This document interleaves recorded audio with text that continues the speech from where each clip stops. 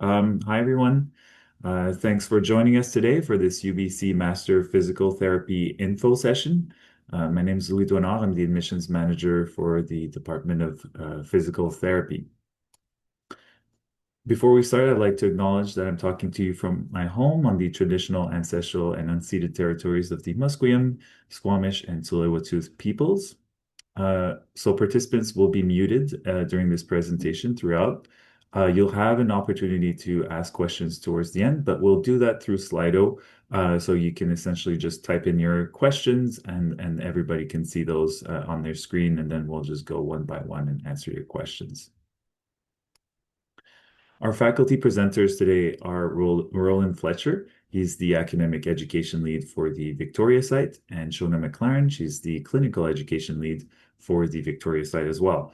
They'll be going over the PT profession as well as the MPT program details in general. You also have the admissions team with myself, as well as Gary Kujawinski and Sunny Shu. We'll be going over admissions details. And we also have two students that aren't pictured here. I believe Candy and Adam. They'll be talking about their experiences in the program a little bit later on, and I'll let them introduce themselves then. So without further delay, I will hand it over to Roland. Thanks, Louis, and welcome everyone. Thanks for joining today, and thanks for the interest in physiotherapy profession and our program here at UBC. So hopefully you all have some idea of what a physical therapist is, but we are generally primary care professionals. What that means is that we can see people without referrals. People can come and see us. This typically happens in private practice. But we also work in public practice, in hospitals, in community care settings, a variety of different settings, to be honest. And sometimes we're working independently, and sometimes we work as a team, whether it be with nurse practitioners, physicians, other rehab professionals, etc. Next slide, please, Louis. So where do we work? I think the interesting thing for me about physical therapy is the vast array of areas where we can work. So when I first got into physio, I was aware of physio kind of with sports. That's where I started my career, working with athletes and sports teams. But the profession is much wider than that. So we can see here people work in orthopedics, that could be post-surgery. People can specialize in kind of pediatric disorders, working with children with various disabilities. People specialize in cardiorespiratory physical therapy, so working basically with breathing issues, heart issues, working with people in the intensive care unit or with pediatrics in the neonatal intensive care unit. People specialize in certain conditions. Some other big areas of our profession are with neurological rehabilitation, so working with patients that have had stroke, that live with things like multiple sclerosis, Parkinson's disease, traumatic brain injuries, etc. Some physios do go on and work more in health promotion, in kind of policy places, managerial roles, etc. And obviously the manual therapy is one that I think a lot of you are probably used to, and if you've seen a physio yourself, is most likely, not always, but most likely perhaps have been in that kind of outpatient, private sports manual therapy kind of role. Next slide, Louis. So if we were to try and sum up really what our goals are, what our role is, despite working in all those different areas, it could probably come down to something like this, that our role is to improve and maintain physical mobility, independence, fitness, health, and well-being for the people that we serve. A lot of the things we're focused on doing is preventing, managing, and reducing pain, physical limitations, and or any disabilities that impact really people's day-to-day function and participation in things they love doing or in life, etc. Next slide. So in order to become a physical therapist in BC, you have to graduate from an undergraduate program. So you have to have a bachelor's program. And then you go through the MPT program. So at UBC, that is 26 months. And then after you graduate from the physiotherapy program, you have to actually pass a national exam. That is currently changing at the moment as what that process is, but there's some sort of licensing exam that students have to pass, which is ran externally to UBC. So as a brief overview as our program, it's 2 years or 26 months. It's full-time. It's classed as a professional master's degree. During that 26 months, you have over 1,000 hours of clinical experience, over 5 clinical placements. So that's where you actually go out into the community, into hospitals, into private practice settings, and you basically work as a student physiotherapist alongside a preceptor. The MPT program at UBC is one of only 15 MPT programs in Canada, and we are the only entry to practice physical therapy program in British Columbia. And our program is accredited by Physiotherapy Education Accreditation Canada. Basically, that's the national overseeing body which looks at and accredits university programs that deliver physiotherapy programs.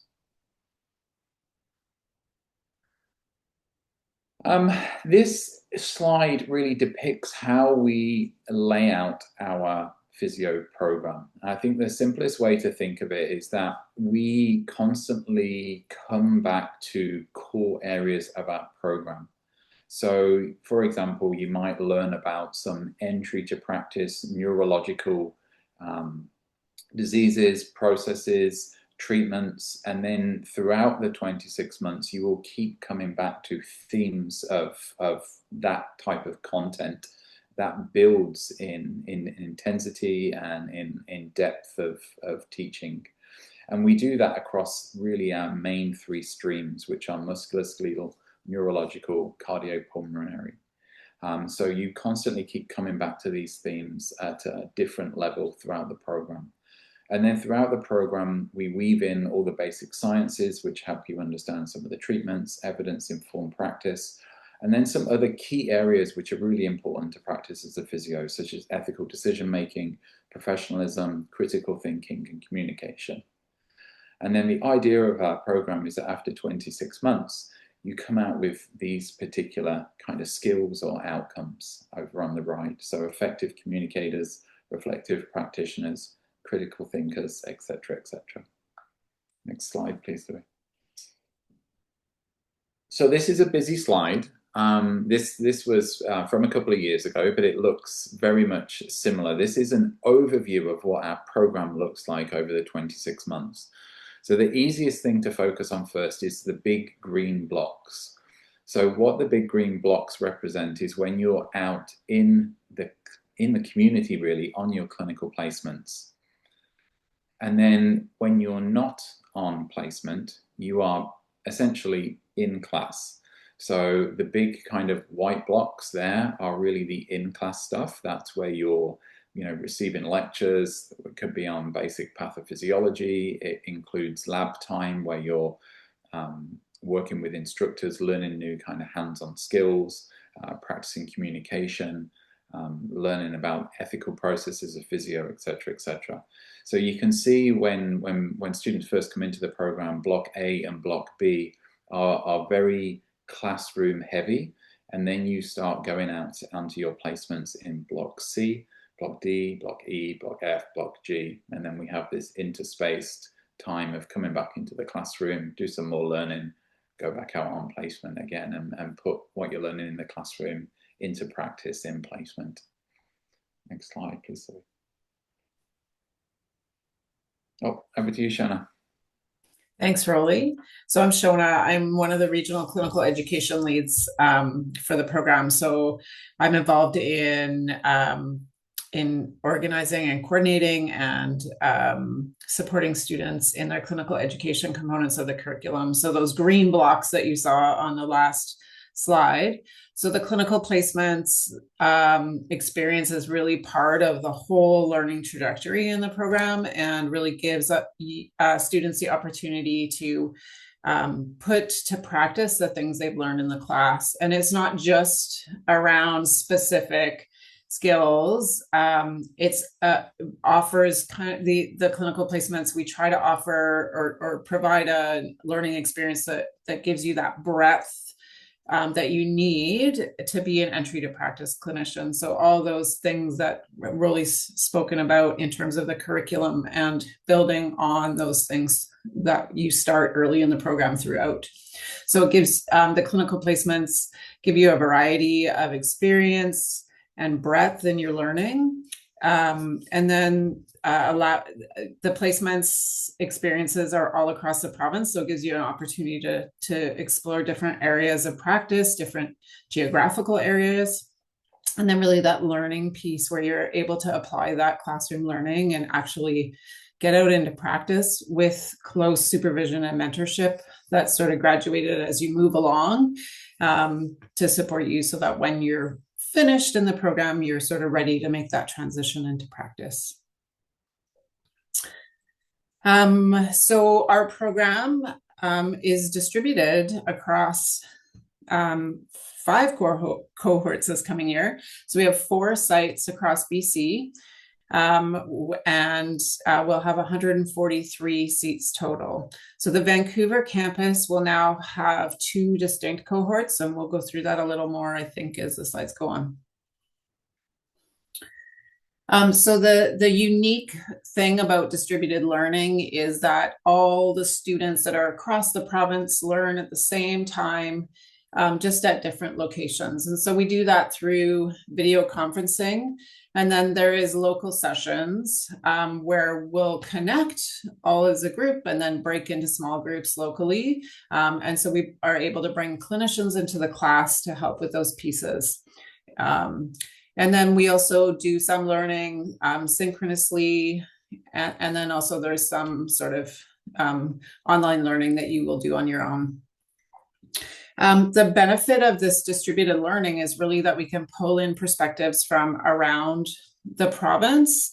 And so we can really bring in expertise from different areas of practice. And this is really quite a robust and proven model of health professional education. And we've seen that it's quite effective, and students are able to get a really rich learning experience through this distributed learning model. Next slide, please. So just going to go through each one of the cohorts. So in the north, it's located at the University of Northern British Columbia, which is located in Prince George.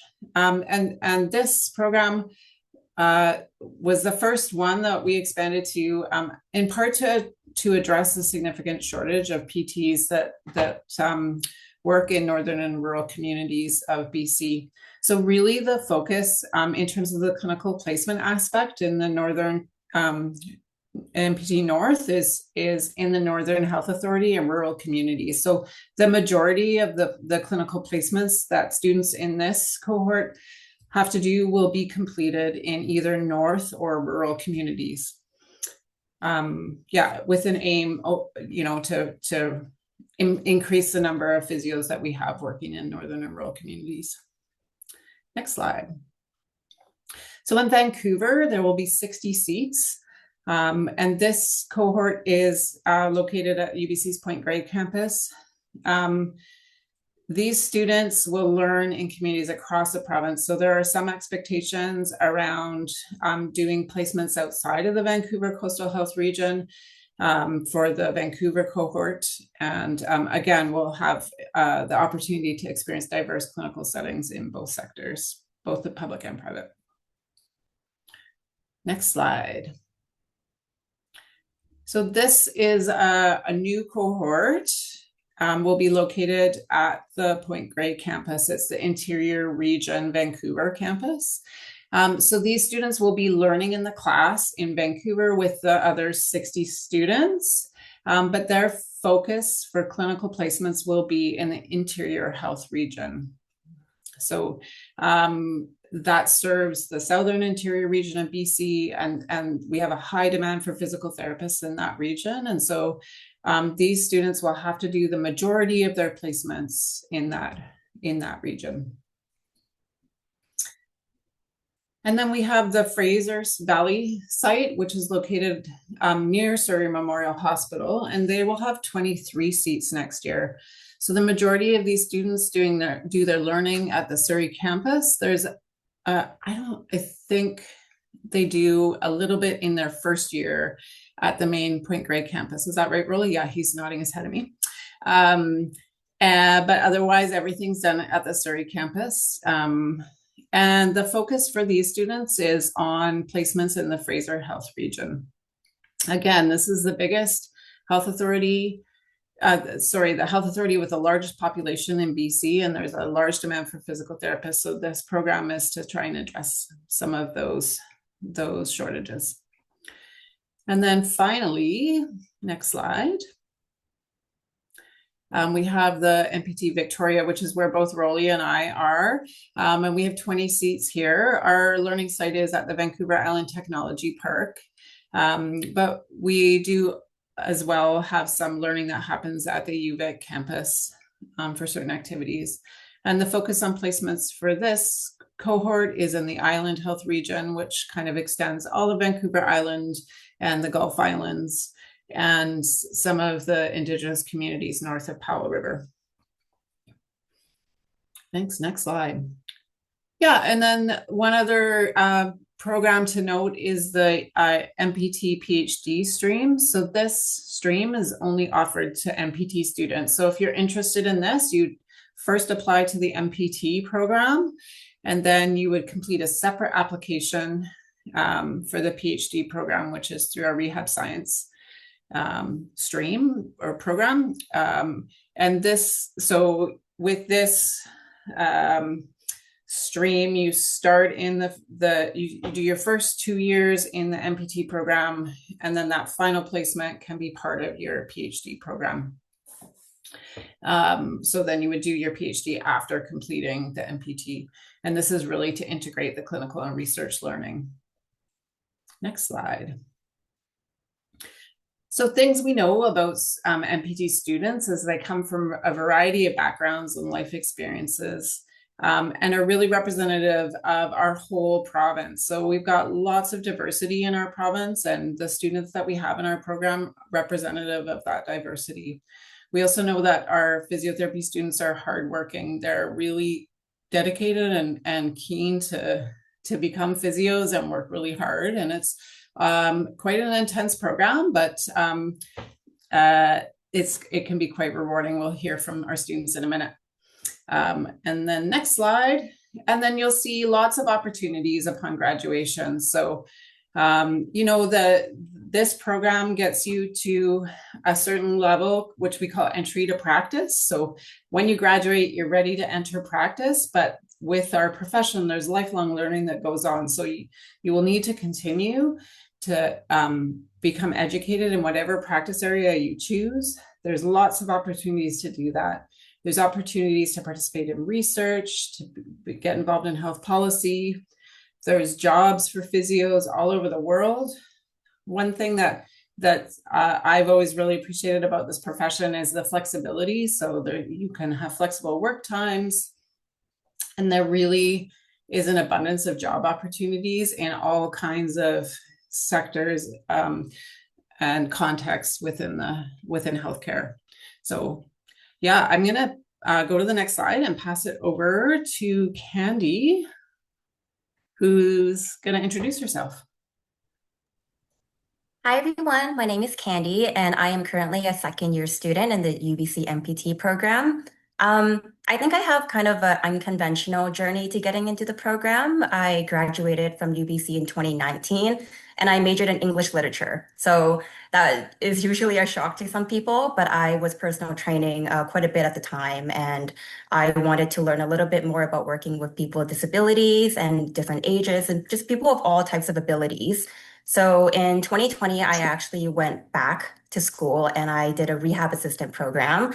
And I actually did that during the pandemic, which actually became the best part of my life.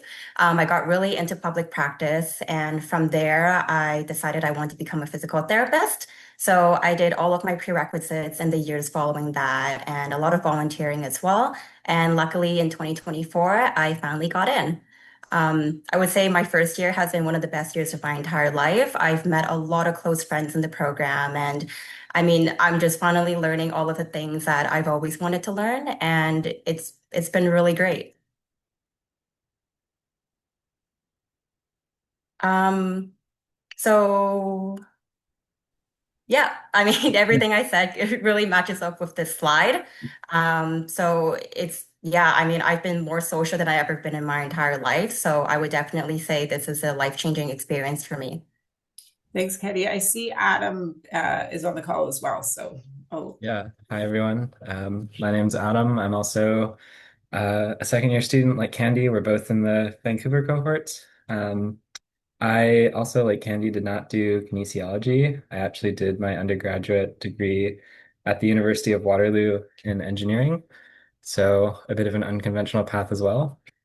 And I sort of was working with rehab technologies and sort of gravitated more to the in-person interactions with patients more than the engineering side. So that's sort of how I got it here.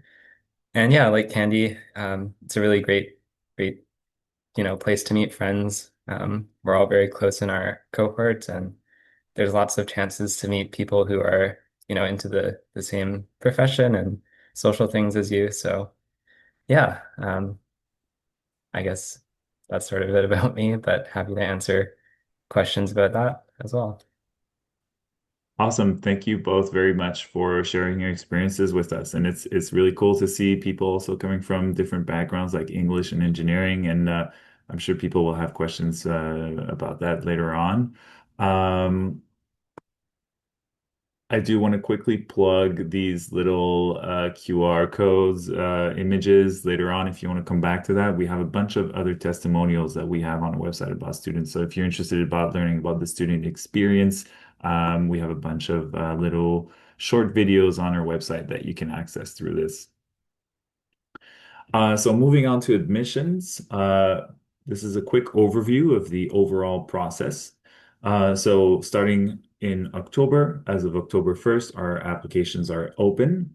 You'll have until January 5th to submit your application for the MPT program, and then an additional 10 days to submit all of your supporting documents. I'll go into a little bit more detail about that later on in the presentation. So in February, that's usually when we review all of the files and decide, who is invited to interviews. Interviews are almost always the first week of March. We actually know the date. It's not always the case, but we do know that it will be on March 6th, 2026 this year. So you can put that in your calendar if you're applying this year. And then usually offers go out in April or May. Typically, more likely end of April, early May. So in terms of requirements, you'll need a 4-year bachelor's degree in any field, like Candy or Adam. They come from a variety of fields. If you completed your bachelor's degree outside of Canada in an institution where English is not the primary language, you will have to also provide a competency test like TOEFL or IELTS or something like that. The exact test scores that you need are listed on our website. So if that is something that applies to you, you can go and look at our website for the exact test scores. You'll need a minimum average of 76% in all your senior level courses, as well as 72% in all of the following prerequisites. So we have physics, English, anatomy, psychology, statistics, and 2 courses of human physiology for your prerequisites. In terms of human physiology, we usually ask for a basic introduction to physiology, which usually goes over all of the various systems, and then an advanced course, which usually goes more in depth into one or more systems. Residency. So in terms, we do prioritize BC residents for the program. This also includes people that have graduated in the last 5 years from a university in BC. So if that applies to you, then you would be considered on the same level as a BC resident. And also folks from the territories are also considered BC residents. You'll need 70 hours of volunteer experience with people that have cognitive, emotional, or physical disabilities. And you'll also need to pass something called the Casper test. So the Casper test, for those who are not familiar with it, is essentially an online test that will test your non-academic interpersonal skills through a variety of scenarios, hypothetical scenarios, and things like that. It's both conducted through written assignments as well as video responses. But if you have, any more questions, or if you'd like to learn more about Casper, I highly recommend that you go on their website, because they have a lot of really, really helpful resources detailing what it's for, and what how to prepare for it and things like that. So their website is called is acuityinsights.app. And now I'll hand it over to Gary. He will go over references, and for those who have been sort of applying or thinking about applying for the last few years, we've made a few changes in the last year or so around these requirements. So I'll just let Gary talk about those. Thanks. Yeah, so like Louis mentioned, there is a change this year. We no longer require two academic references. Now it's only one. And the other reference will need to be your practical reference, who is your direct supervisor from the volunteer organization or facility with which you completed the most hours.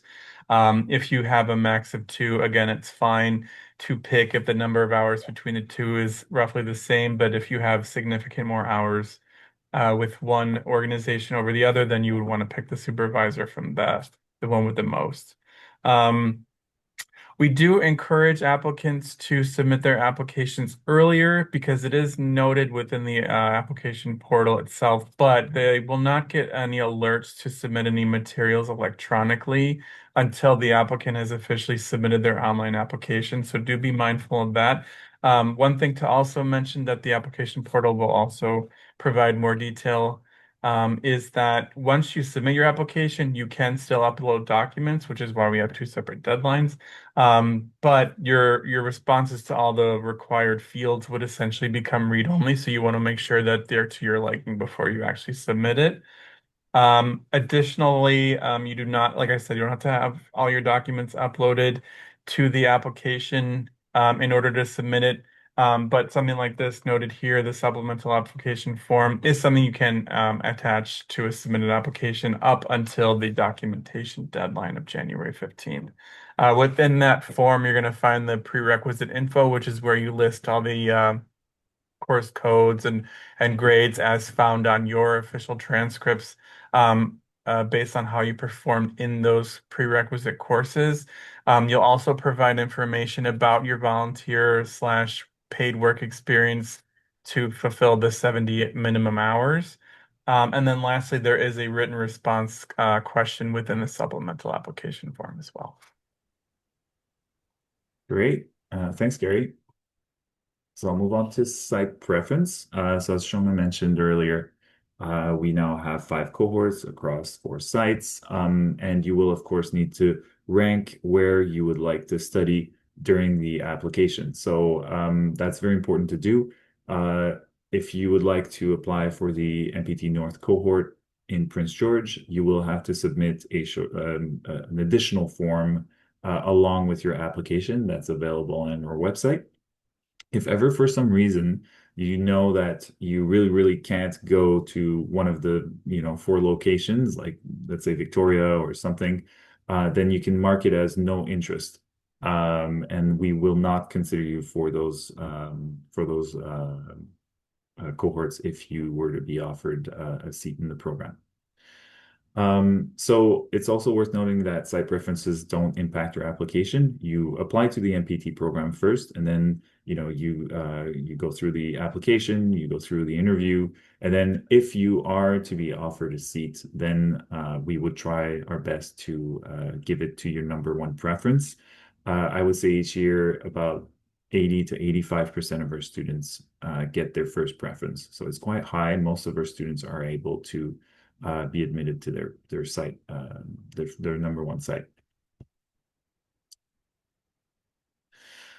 This is a very frequent topic for questions. I'm sure you'll have more later on, but I did want to quickly touch on this.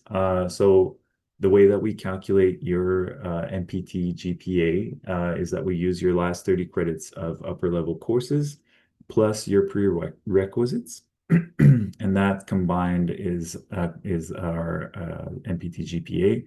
They are not weighted any different. So your prerequisites and your upper level are weighted equally. So it's really just, we're just adding them together. And just in case you're not aware, upper level refers to 300 level courses or above, typically. And just to make things a little bit confusing, in this calculation, we exclude English and physics. So we do not include those two courses as part of the calculation, but we include every other prerequisite. And of course, you need 72% or more in all your prerequisites. I do highly encourage you to go on our website. We have an entire page dedicated to this. It's quite detailed. So if you have any questions about the GPA calculation, I recommend you going over there and reading through that. I'm sure it'll answer most of your questions. And then if you still have any questions after that, you can always email us. This is also a popular topic for questions. So if you're looking to apply this year, you might have seen on our website that we have a very long list of pre-approved prerequisite courses.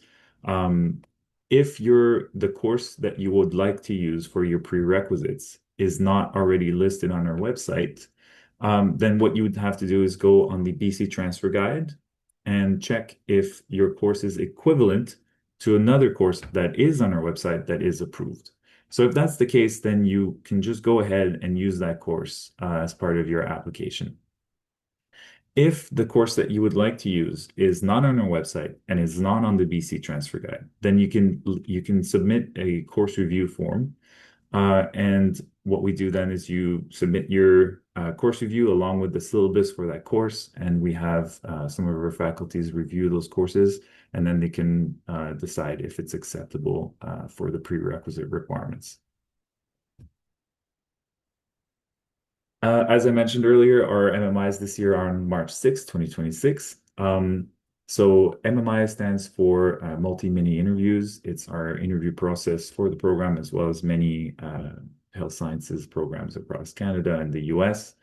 It's essentially meant to assess your communication skills, your problem solving, critical thinking, and also your values and character traits. The format itself is a series of consecutive live interviews that we conduct online. In total, we have 10 stations. One of those is a break station. And you essentially have 2 minutes to read a scenario and then 6 minutes to answer that with in a live interviewer setting. A lot of people ask us how to prepare for the MMI, and what we've heard from past successful applicants as one of the things that helps the most is to practice the format itself of the MMI, because we're not used to answering questions like this in short 6-minute bursts consecutively. It can be quite stressful to go through that process for the first time if you haven't experienced it before. So we highly recommend that candidates try and practice with families and friends, just random questions, and trying to answer those in that short 6-minute format. We also have an Indigenous pathway for the program. So this is a dedicated policy for self-identified, for applicants who self-identify as Indigenous. We have 8 reserved seats. And to qualify for one of those seats, you have to meet all of the admissions requirements. You have to be a Canadian citizen, and you have to provide a proof of ancestry. If ever, and we do have a list of all the proof of ancestry, the documents that you could provide for that on our website. If ever your documents don't match what we have on our website, or if you have questions about that, we do have an Indigenous Initiatives Manager, Shannon Field. You can email her directly and ask her questions about those documents and whether or not you can use them to apply for this pathway. So yeah, just going back to the submission deadlines. So the only thing you have to submit by January 5 is the online application, which does include a few things like your academic history, personal information, referee information, and your site preferences. But technically, that is the only thing that you need to submit by January 5th. After that, all of your supporting documentation has to be received by January 15th. So that includes your MPT supplemental application, your MPT North application, if that applies to you, references, transcripts, your Casper scores, and any other document that might be required for your application. If you're an international student, those dates are slightly different. So your online application will be due by December 15th, and all your documents will be due by January 10th. So just important to note that.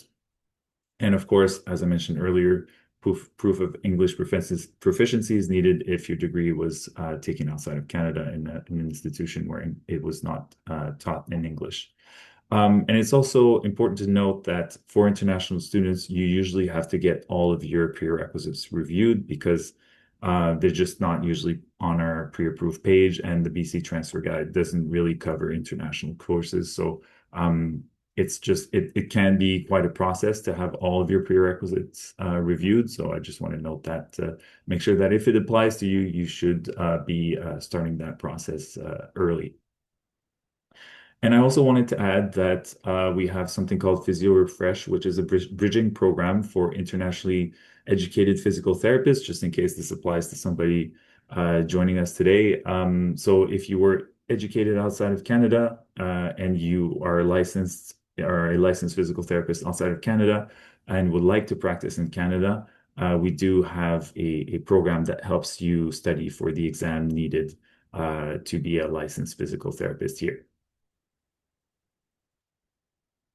So that's it for the admissions requirements part of the presentation. Make sure that you meet all the minimum requirements when you apply. Check our website regularly, and feel free to ask questions. We're always here to help. We usually reply within 24 or 48 hours. And again, I can't stress this enough. Please start your application early for a number of reasons. It's usually a lot less stressful for applicants and just overall a lot better if you start your application early. So I'll put that up for now. But if you want to join the Slido, you can just take a picture of the QR code here, or you can use the code, which, whoops, I will put in the chat. I can share my screen too at this point, because Okay. questions are already coming in. But before I do, I just want to mention too, within the Casper bullet point earlier, you don't have to actually do anything other than take the Casper and ensure you have your results shared with the UBC Master of Physical Therapy program. There's no other action required so long as, again, you opt to share that with us. We will have access to your score, and at no point will it appear within the online application itself. So I'm going to go ahead and display the Slido. And Gary, before we kick things off with the Slido, I did one because I'm very curious about Adam and Candy coming from non-kin degrees. So I was hoping to ask them first, especially Candy coming from an English degree, how you sort of navigated your prerequisites, because I think that's something that can be a little bit different for somebody that is coming from a non-science degree. So I'm just hoping you could maybe chat about that. Yeah, so luckily enough, I had one prerequisite under my belt, which was English. It was pretty discouraging when I first looked into requirements and then thinking like, oh gosh, I have all these courses that I need to take. However, that was a time in which online classes was a really big thing. So I took a lot of different online classes from different schools, including UBC, which really allowed me to work and volunteer and take these classes at the same time. I think what's really important is looking at what options you have. There's a lot of self-directed courses, which honestly you can finish in 1 month if you have the capability to do that. And it's just about looking at what courses actually fit your learning style. So there's, self-paced courses and paced courses. So I would really suggest exploring that and seeing what works for you. It took me about 2 years to finish everything, but that's including taking some supplementary courses to boost my GPA. So it's not impossible. You just need to really do your research to find out what courses are the best. Awesome. Thank you. Yeah, that's quite a journey. 2 years is it's a lot of work. Adam, did you want to add anything? I can add on, yeah. Yeah.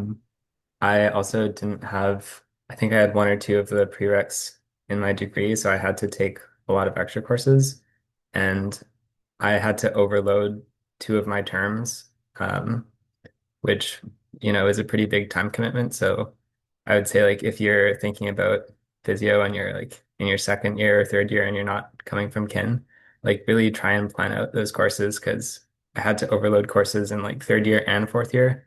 And some departments, are more forgiving about letting students into their department courses if they're not from that section. So just be aware of that when you're sort of planning your schedule. Awesome. Thank you. All right, I'll hand it over to Gary, but please, if you have any questions for Adam and Candy or Rolly and Shona, please feel free to put those in Slido because Gary and Sunny and myself were always available to answer admissions questions, but they'll only be available today. All right. I highlighted the first one here because it had quite a number of upvotes, and this is new for this year. But yes, we did remove the complimentary information section of the supplemental application form, so there's no need to provide that information. In the future, it might be reintroduced, but at this time, it's no longer necessary. I did see a few questions about volunteer experience. Oh, I think I hit the wrong button. Sorry. I meant to hit highlight. I'll address this one. Casper, unfortunately, we don't really convey to applicants in what capacity Casper, what role it plays in the overall application review. So unfortunately, that's a question we're unable to answer. But I did see some questions in there about volunteer experience and if they expire or if you have to have them done within the last 2 years. Hours do not expire, nor do they need to be done with a certain time frame. Although I think, generally speaking, this should be stuff you completed once you started your time as a university student. I'm not sure anything from prior to that would be acceptable or applicable. But it is also worth mentioning that stuff you completed within your degree, such as co-op or placement or things like that would not be acceptable. So you do want to make sure that this is 100% volunteer and or paid work experience. If I have two experiences that qualify for the recruitment over 70 hours, can I write both on the supplemental form? Yes, that's exactly why we have two listings available to applicants within that form itself. So you can input the details from both, including the contact info for both supervisors and as well the information about the organization or facility itself. Like I said before, the practical reference you note formally within the online application would need to be your supervisor from the experience you completed the most hours with. And it is this total of 70 overall hours. So if you did 35 at one and 35 in another, that's perfectly fine. This is answered on our website. Yes, grade 12 physics is still acceptable. You don't have to have university level physics because we do accept BC grade 12 or the out of province equivalent, but you can also conversely use a university level if you didn't take physics 12, whatever one you prefer, so long as it meets the minimum grade. And again, you would want to look at the website if you're using a university level course to make sure the one you take or have taken is an approved course. Louis and everyone else, if you see any questions for the faculty or the current students, please feel free to highlight them. But I will actually address this one super quick with the Canada Post strike. There's concerns about transcripts coming in. You can use an official electronic transcript that actually became common practice during COVID. So that's absolutely fine to upload an official electronic transcript. Additionally, references. Whenever possible, have your reference use an institutional email address. Anything like Google or Gmail or things like that will not work with the portal. If they are unable to submit anything electronically, they would be restricted to mail. And with the Canada Post strike, that would then be, it would be fine to use another courier service or have your reference do that, since it would have to come from them directly. But you should be able to open an official electronic transcript and again upload that. So long as it doesn't have any of the safety features, like it's not locked or password protected, it's fine to upload. If it is unable to be accessed, we will do our best to notify you. But again, that's ultimately your responsibility. So you want to make sure that what you provide for that academic history is a file that can be opened without a password.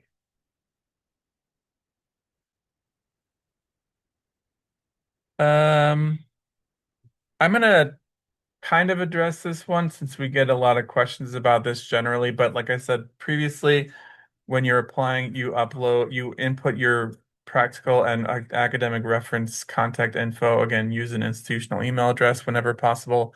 They can write a letter if they want to. That's completely optional. But essentially, once you submit your online application, it'll generate an email alert will be sent to them to have access to something called an e-reference form. Within the e-reference form, there'll be a lot of different questions that's being asked of the applicant. So they'll fill that out on behalf of you, and then they can upload an optional letter. So no, you don't have to send them a link, but again, you have to submit your online application in order to get that triggered to be sent to them. And again, you want to make sure your responses are to your liking before you do so. Otherwise, you won't be able to edit those once you submit it. So in terms of the required fields. How many people will you be interviewing? I don't know yet. Well, I think we'll wait to see how that goes in the future. But last year, I believe we interviewed about 300. The year before that was around 240.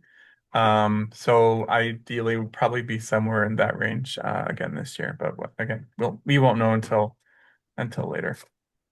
Sorry, Gary. I tried to highlight a question, but I can't find it anymore. It was essentially, I think, for Shona or Rolly about how the licensing exam was changing. Just wanting a little bit more details about that. So I don't know, Rolly or Shona, if you have more details to share. Tony, do you want to go? Sure, I can try. So we're physiotherapists are regulated in British Columbia by the College of Health and Care Professionals of BC. And in order to get a license, you have to write an exam, which is administered by an organization called, I can't remember what the acronym stands for, but it's CAPR, Canadian Alliance of Physiotherapy Regulators. There, I remembered. And so they administer an exam that's changing a little bit. So historically, it's been two different exams, one that's written and one that's clinical. And my understanding now is they're going to be combining them into one exam that's going to have a written component and an oral component. They have that transition is happening early in 2026. And I'll stop there if Rolly has anything to add. So UBC doesn't administer that. And you're welcome to go on the CAPR website and can find the details of that. Yeah, I think the only other probably important change is that from our understanding, it's all going to be online now, whereas in the past you had to go in person to the practical part. Thank you.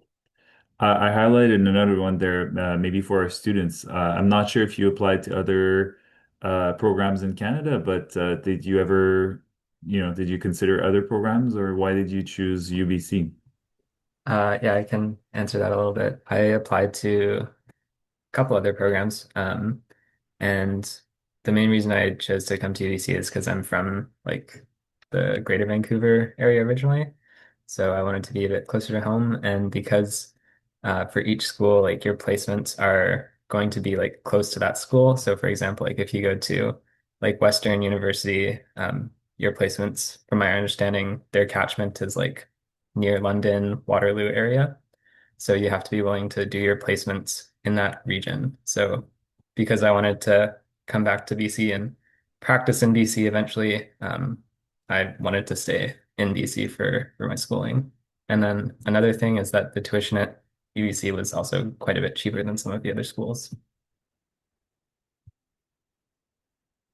Yeah, I kind of had the same reason as Adam. I put all my bags in one basket, and I actually only applied to UBC. The campus is beautiful. I also really like the rehab environment and the community in Vancouver. I knew I wanted to come back and work in Vancouver, so the placements would have helped me kind of see what was out there. And yeah, tuition was also a very, very good thing. Thanks. So for this question, oh, sorry, Louis. For this No, I was question, just going to bring your attention to this question. So sorry. Yeah, go ahead. Sorry.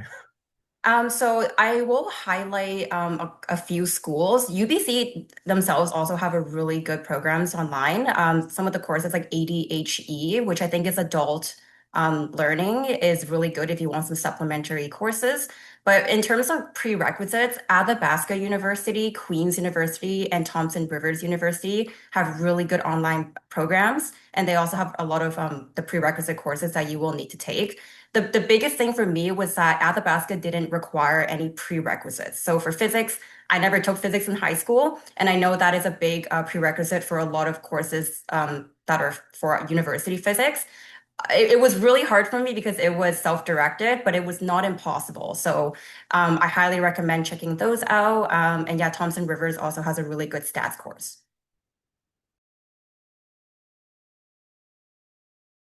Adam, did you have any perspectives about the way you completed prereqs, or were they kind of incorporated within your bachelor's, or? Some of them were, some of them weren't. So I did take all my prereqs like at Waterloo. I just had to like overload my terms, which was in hindsight like not the greatest idea because it is a lot of added stress. But like I had trouble getting into the physiology ones because they were in the science faculty and I wasn't a science student. So they kind of told me no the first couple of times I asked, and then I kind of begged them and they let me in my last term, which was a little annoying, but it is what it is. You kind of have to figure that out at your own school. I'm sure it varies between each university. There is another highlighted question directed to Candy and Adam as well. What did you consider when ranking your site choices in terms of preference? For myself, I wanted to go to UBC Vancouver because I was already like familiar with the campus, and then it's like relatively close to where I live. I mean, I kind of wish I like considered commuting time more because I live in Tawasin, so it's a pretty far commute to Vancouver. So I would say like definitely consider the commuting time because in your first year you have a lot of in-person classes. So if that's, if you're going to be commuting, that's definitely a factor. But I think like to be honest, all of the sites seem like really nice places to study and learn. So I was personally like hoping to get Vancouver, and I did, but I know I would have been okay if I ended up on the island or at Fraser as well. So Vancouver was my first choice just because I was born and raised here and I live relatively close to campus. However, just like Adam, I would have been extremely happy and lucky if I got into any of the other cohorts as well. I think one thing to consider is that the extended cohorts in Victorian and North are meant to increase the physio population that will be working in that community. So, if people are from Victoria and they go to the Victoria cohort, they're most likely going to be working for that community at the end. So that might be something to think about. Like if you were thinking about moving to Victoria and working there, that would be a great opportunity to apply for that cohort. But, if you're pretty set on being in Vancouver for the long term, that might go into your decision making.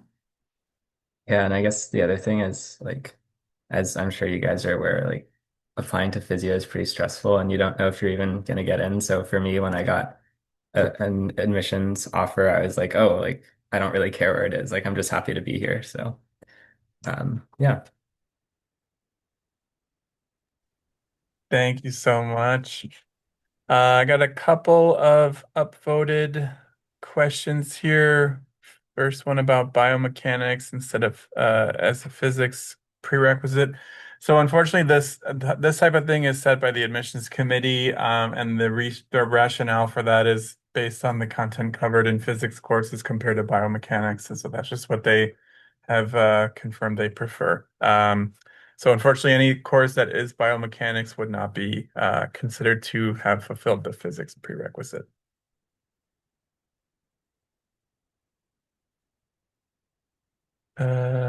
Louis, stop me at any point too. So I'm just gonna keep rambling otherwise. Are the multiple mini interviews like a bell ringer kind of format? What would we be doing? Would we be doing interviews with other students? So no, it's a one-on-one interaction with a different interviewer in every different scenario. We don't at this time foresee any scenario in which there'll be a room with multiple applicants at the same time. That's not to say that couldn't change in the future. I have no idea. But for now, it's a one-on-one with a different interviewer per station. For BC/territories, residents are given a mission priority. Is there a set number for the other out of province, or is it more of a case by case? Probably the latter. I would say about 10% of our current student population were out of province applicants when they applied for the program. But that's not to say that there's a designated set number. It kind of just depends on the applicant pool of a given cycle. But they do prioritize BC residents of the territories, or out of province applicants who completed a degree in BC within the last 5 years, because this is the only MPT program in BC. So that's the rationale for that.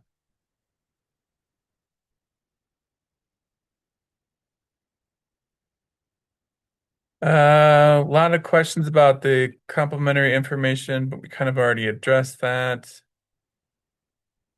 Oh, here, this is Shona. This seems like a question for you.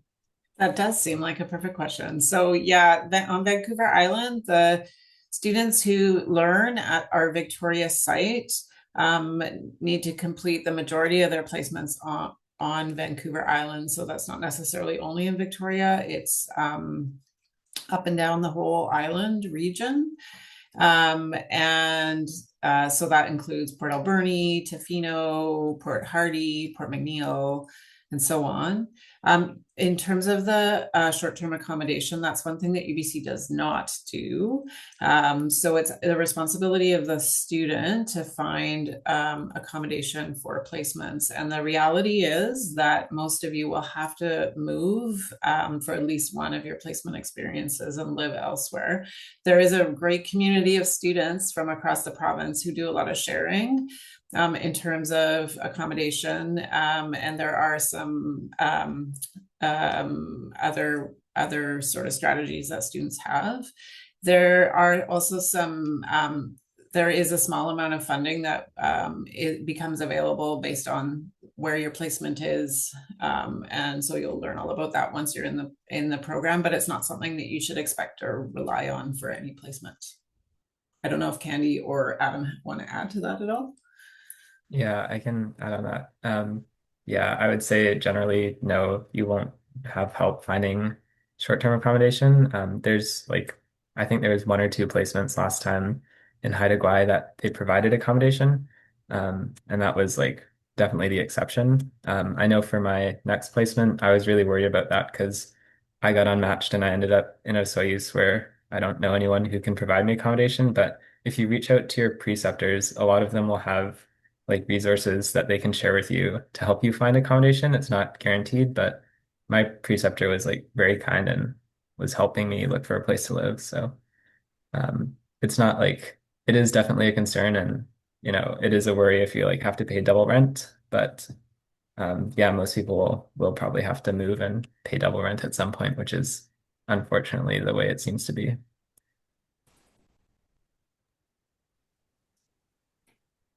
Thanks. Right, so it's 1 p.m. So we've gone the full hour. I see still lots of questions, unfortunately, that we'd love to get to, but you can always email us at mpt.admissions@ubc.ca. Like I said earlier, we usually answer within 24 to 48 hours. We also offer office hours, virtual office hours on Tuesdays and Thursdays. You can also find the link for that on our website. And we'll have another session like this, Q&A session in November that we haven't posted yet, but we'll post the dates fairly soon. And essentially that'll just be like 30 minutes of answering questions without all of the presentation stuff that we did today. So if you still have questions in November, you can always join that, and we'll just be answering admissions questions during that session. So that's it. Thank you to all the presenters. Thank you to the admissions team, Gary, Sunny, and thank you for joining us. Take care.